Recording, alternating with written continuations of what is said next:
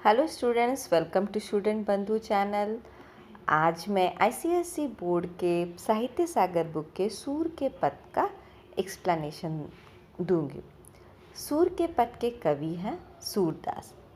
कवि सूरदास जी ने कृष्ण भगवान के बाल रूप का इस पद्य में वर्णन किया है। मुझे पता है फ्रेंड्स, जब आपने ये पढ़ा होगा, ये पद्य पढ़ा होगा, तो शायद आपको कुछ भी नहीं समझ में आया होगा, क्योंकि ये हिंदी में नहीं लिखी गई है, ये ब्रज भाषा में लिखी गई है। ब्रज भाषा एक लोक भाषा है जो कि उस वक्त यानी कि 16वीं शताब्दी में के समय जब ये कवि लिखी गई थी तब की वो प्रचलित भाषा है और कवि ने उसी भाषा में अपने पदों को लिखा है। मैं पार्ट बाय पार्ट एक्सप्लेन करूँगी फ्रेंड्स। मैं फिर से कह रही हूँ, मैंने आपको समझाने के लिए मैं सिर्फ इंग्लिश वर्ड्स का यूज़ करूँगी, लेकिन प्लीज़ आपको इंग्लिश वर्ड्स टेक्स्ट बुक में नहीं लिखने हैं, आपको सिर्फ हिंदी ही शब्दों का प्रयोग करना है। ओके, तो फर्स्ट पद है, जसोदा हरि पालने झुलावे, हल रावे दुलराई मल्हावे, जोई सोई कछु गावे, मेरे लाला को आऊँ निंदरिया, काहे न आनी सुआवे, तू काहे नहीं बेगही आवे, तो को कान्हा बुलावे, कबहू पलक हरि मुंद लेत है, कबहू अधर फरकावे, सोवत जानी मौन है कह रही, करी करी सैन बतावे, इह अंतर अकुलाए उठे हरि, जसुमति मधुरै गावे, जो सुख सुर अमन मुनि दुर्लभ, सोनंद भामिनी पावे। पहले शब्दार्थ डिस्कस कर लेती हूँ। हलरावे मीन्स हिलाना, जशोदा यानी कि कृष्ण भगवान की माता जशोदा मैया, हरि मीन्स कृष्ण भगवान, पालने मीन्स पालना, बच्चों को, जिसमें बच्चों के जो झूले होते हैं ना, जिसे बच्चों को सुलाते हैं, छोटे बच्चों को, वही। और हलरावे मीन्स हिलाना, दुलराई मीन्स दुलार करना, सुआए मीन्स सुआना, वेगही मीन्स शीघ्रता से, मौन मीन्स शांत, अकुलाई मीन्स अकुलाना, बेचैन। तो पद्यांश हमारे पाठ्यपुस्तक साहित्य सागर के सूर के पद से लिया गया है और इस पंक्तियों में कवि ने माता यशोदा का कृष्ण के प्रति प्यार और वात्सल्य सुख का वर्णन हुआ है इस पंक्तियों में। तो यहाँ पर कवि कह रहे हैं माँ यशोदा श्री कृष्ण को पालने में झुला रही है, उन्हें वो पालना कभी हिलाती है, कभी बहुत दुलार करती है, कभी वात्सल्य के प्रेम में उनके मुख को चूम लेती है और मीठा लोरी गाती है, जो उनके मन में आए वो गुनगुना रही है। और वो निंदिया को भी बोल रही है, मेरे लाला को आऊँ निंदरिया, काहे न अनी सुहावे, तू काहे नहीं बेगही आवे, तो को कान्हा बुलावे। तो इसमें निंदिया रानी को वो बोल रही है यशोदा मैया कि तुम क्यों नहीं आ रही हो जल्दी, और क्यों नहीं मेरे कान्हाओं को जल्दी से सुला रही हो, देखो कान्हा तुम्हें बुला रहे हैं। फिर कबहू पलक हरि मुंद लेत हैं, कबहू अधर फरकावे, सोवत जानी मौन है कह रही, करी करी सैन बतावे। तो ये जो मीठी लोरी सुनकर कान्हा जी कभी कभी अपने पलकों को मूंद लेते हैं, यानी आँखों को बंद कर लेते हैं, और कबहू अधर फरकावे मीन्स अधर मीन्स होंठ, तो कभी कभी वो अपने होंठों को फड़काते हैं, हिलाते हैं। और जब वो आंखें मूंद लेते हैं तो यशोदा मैया को लगता है कि कृष्ण भगवान सो गए हैं, तो वो सोया हुआ जान के खुद भी शांत हो जाती है, यानी कि मौन हो जाती है, और इशार करी करी सैन बतावे, यानी कि इशारों से सबको शांत रहने भी बोलती है।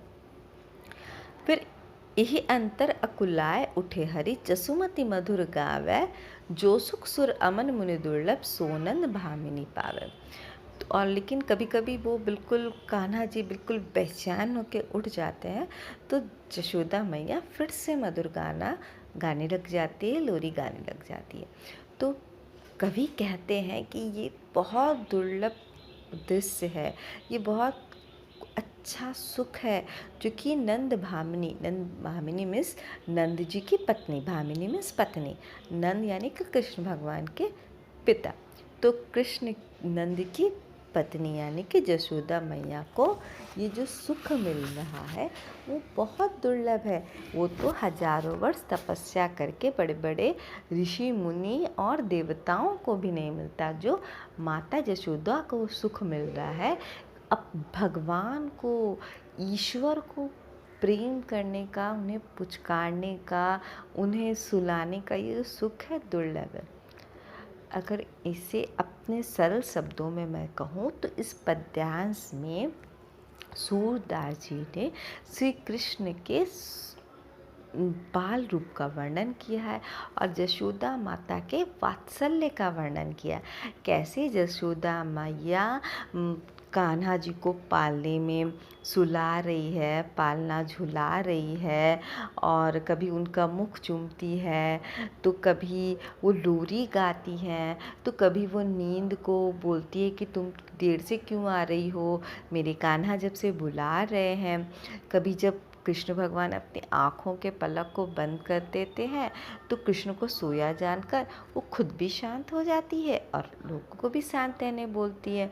और जब कभी कृष्ण जी फिर से बेचैन होकर उठ जाते हैं तो वो फिर से लोरी गा के सुनाती है। और ये जो दृश्य है ये बहुत ही सुंदर है, अनुपम है।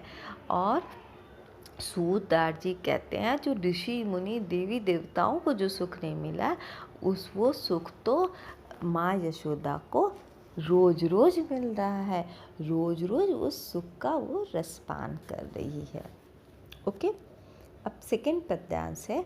अरुण लोचन बाह टेढ़ी बार बार जमात, कबहू रुंझुन चलत घटुरुन धूर धूसर गात, कबहू झुके अलग खींचत नैन जल भर लात, कबहू तुतरे बोल बोलत कबहू बोलत तात, सूर हरि की निरखी शोभा निमिक तजत्ता मात। शब्दार्थ अरुण मीन्स सूर्य के समान लाल। सब सनराइज के समय सूरज एकदम लाल रहता है ना, ये तप के समान, उसके समान लाल आँखें हैं।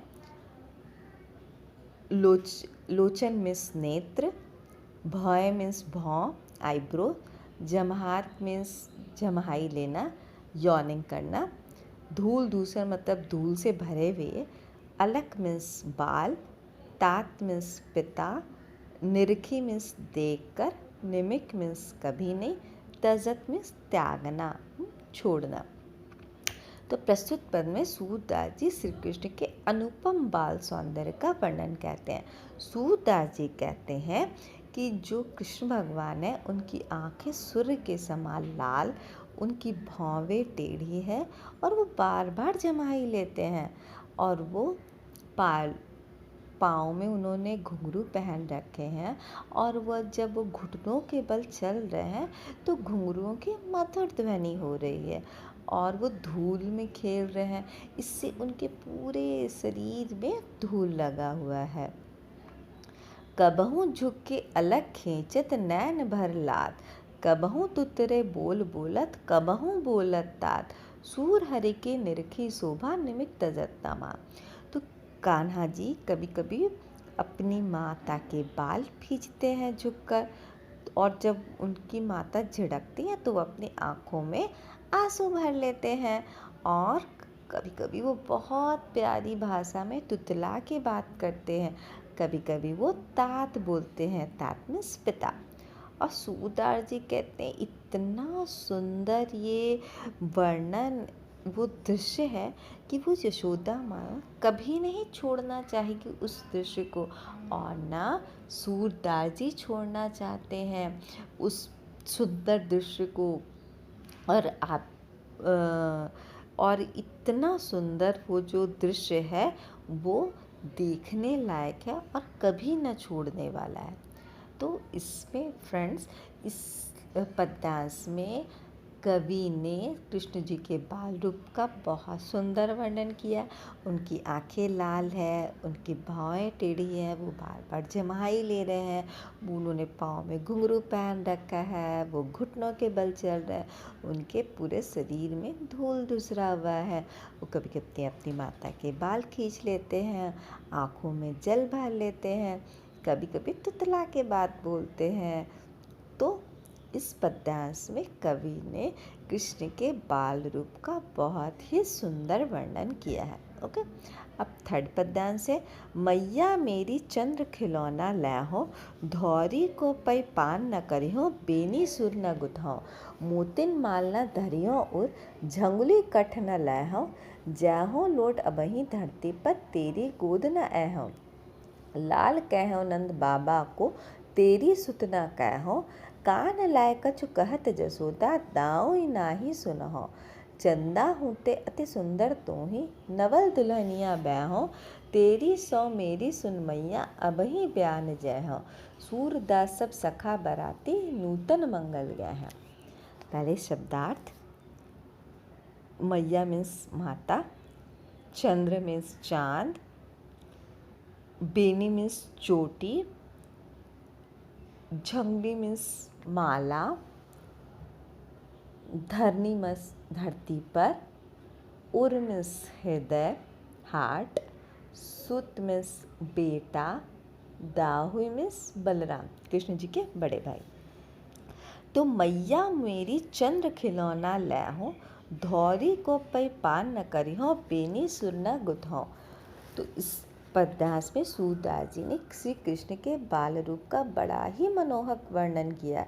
कृष्ण जी जिद कर रहे हैं अपनी मैया से कि वो जो चांद है वो मुझे चाहिए, मैं उससे खेलूँगा। और ये भी कह रहे हैं धौरी को पै पान न करी हो, बेनी सुर न गुथो, यानी कि जब तक मुझे वो चांद नहीं मिलेगा खेलने के लिए तब तक मैं ना भोजन ग्रहण करूँगा और ना आपसे चोटी गुथवाऊँगा। देखा है ना आपने फ्रेंड्स, कृष्ण जी के लंबे लंबे बाल रहते हैं और उनकी चोटी गुथी होती है और उसमें वो मोर पंख लगाते हैं। तो वही कृष्ण भगवान बोल रहे हैं कि जब तक चांद उन्हें नहीं मिलेगा तब तक वो अपनी चोटी भी नहीं गुथवाएंगे और कुछ खाएंगे भी नहीं। मोतिन माल न धरी हो उर पर, झंगुली कंठ लाया हो, मैं तब तक ना मोतियों का माला पहनूंगा और न ही गले में हार पहनूंगा। जैहो लोट अवहीं धरती पर तेरी गोद न अहो, और ये भी धमकी देते हैं कि वो धरती पर ही लौट जाएंगे पर आपकी गोद में, माता की गोद में नहीं जाएंगे। लाल कहूँ नंद बाबा को तेरी सुत न कहूँ, यानी कि मैं नंद बाबा का बेटा कहलाऊंगा बट आपका बेटा नहीं कहलाऊंगा। देखा है ना आपने बच्चे कैसे कुछ चीज़ के लिए जिद करते हैं तो अपनी माता को कैसे धमकी देते हैं। तो वैसे कान्हा जी भी धमकी दे रहे हैं कि मैं जब तक मुझे चांद नहीं मिलेगा मैं खाऊंगा नहीं, मैं चोटी नहीं बनवाऊंगा, मैं मोतियों की माला नहीं पहनूंगा, मैं हार नहीं पहनूंगा, मैं धरती पर ही लौट जाऊंगा, मैं आपके गोद नहीं आऊंगा, मैं आपका बेटा नहीं कहलाऊंगा। तो ऐसे धमकी दे रहे हैं। तो अब जशोदा मैया क्या बोलती है, कान लाय कछु कहत जसोदा, दाऊ नहीं सुन है। कृष्ण जी माता जसोदा कहती हैं तुम्हारे कान इधर लाओ, मैं तुम्हारे कान में कुछ कहती है, नहीं तो बलराम ना सुन ले। बच्चों को फुसलाते हैं ना कि देखो भैया नहीं सुन लो, दीदी को नहीं बताऊंगा, मैं सिर्फ तुम्हें ही बता। वैसे ही जसोदा मैया भी कान्हा जी को बहला रही है। चंदा होते अति सुंदर तुम ही, नवल दुल्हनिया बैहो। तो माता फुसला के बोलती है अरे कान्हा, मैं तो चांद से भी ज़्यादा सुंदर दुल्हनिया से तुम्हारा ब्याह कराऊंगी, तेरी सौ मेरी सुन मैया अब ही ब्याहन जई। तो अब कान्हा जी बोलते हैं तेरी सौगंध मैया, मैं तो अभी ही ब्याहने जाऊंगा, मुझे तो अभी ही शादी करनी है। तो सूरदास जी कहते हैं कि कान्हा जी कहते हैं मेरे जब सभी जो सखा होंगे वो बाराती होंगे और वो गाना गाएंगे।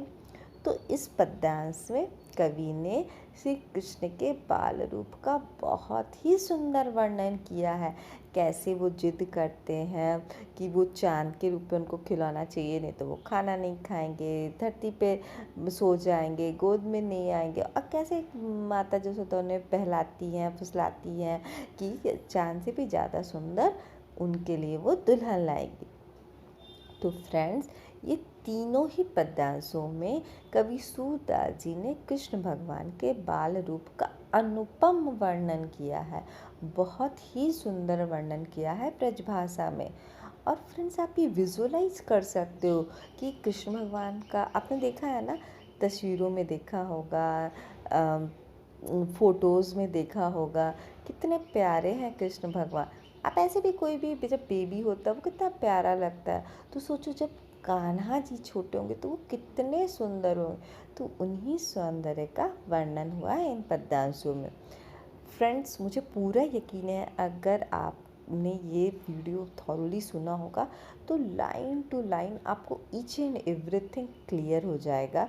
और इस वीडियो में मैंने लाइन टू लाइन एक्सप्लेनेशन दिया। नेक्स्ट वीडियोज़ में मैं क्वेश्चन आंसर डिस्कस करूँगी, कवि परिचय डिस्कस करूँगी। और मैं फिर से कहती हूँ एक बार, अगर आप वीडियोज़ को अच्छे से सुनोगे तो आपको बुक खोलने की ज़रूरत नहीं पड़ेगी, वीडियो सुनो और एग्ज़ाम देने जाओ। ओके, और इसके क्वेश्चन आंसर चैनल का लिंक इसमें नीचे दिया हुआ। Okay, bye.